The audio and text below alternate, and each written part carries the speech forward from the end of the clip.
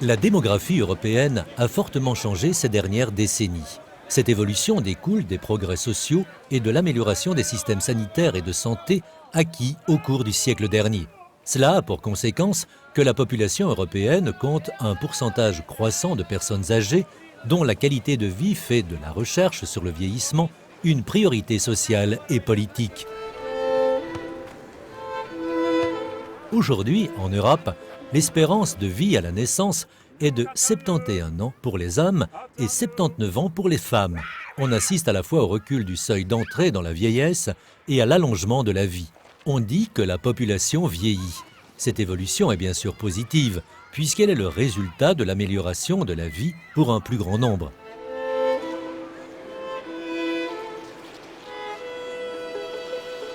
Malgré tout, l'âge reste le facteur de risque majeur pour le développement de pathologies dont les plus fréquentes sont la dégénérescence du cerveau, le diabète, l'ostéoporose, les problèmes cardiovasculaires, l'atrophie musculaire, l'altération de la vue, le déclin des fonctions immunitaires ou encore la fragilité de la peau.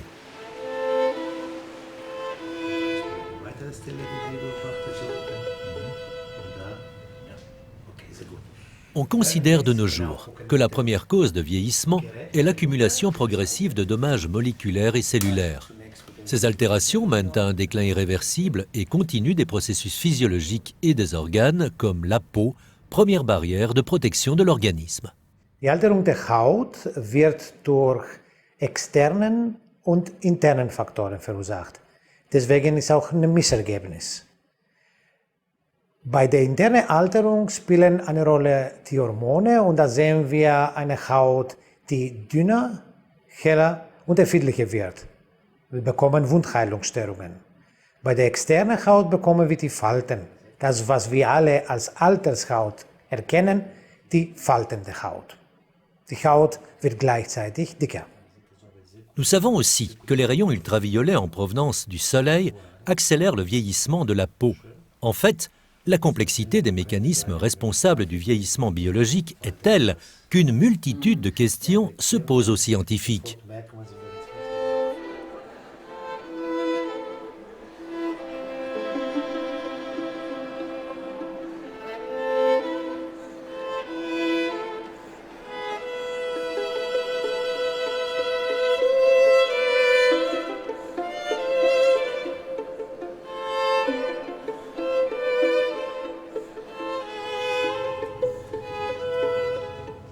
Pour apporter des réponses à ces questions, plusieurs laboratoires européens effectuent des recherches sur le sujet, souvent sous forme de consortia. Les chercheurs s'intéressent à différentes facettes de la biologie du vieillissement. Ainsi, plusieurs modèles animaux sont étudiés parallèlement à des études réalisées chez l'humain. Bien que d'importantes avancées aient pu être réalisées depuis une dizaine d'années, il est primordial de continuer les recherches biomédicales afin que nos sociétés puissent rapidement répondre aux besoins de nos seniors. Qu'en pense un représentant du monde politique? Zunächst bin ich der Europäischen Kommission ausgesprochen dankbar dafür, dass sie mit ihren zahlreichen Programmen die Auswirkungen des demografischen Wandels auf unsere Gesellschaft untersucht. Wir stecken hier sehr viel Geld rein, aber dieses Geld ist auch sehr gut verwendet, denn es geht hier letztlich um Auswirkungen auf die Altersforschung, es geht um Auswirkungen auf unser Gesundheitssystem, aber auch vor allem um eine Gerechtigkeit im Rentenversicherungssystem, sprich um einen Generationenausgleich.